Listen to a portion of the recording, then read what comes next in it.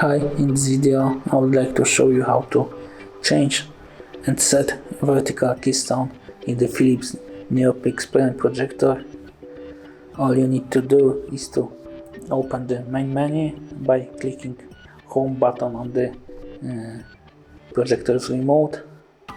Then you need to go to the settings,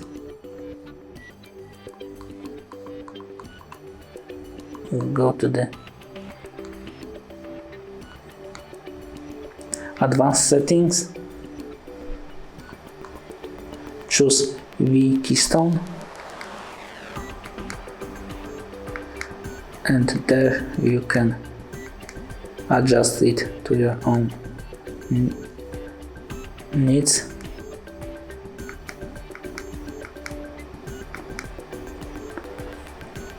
Okay, thank you for watching. If you like this video, give us a like and subscribe to our channel.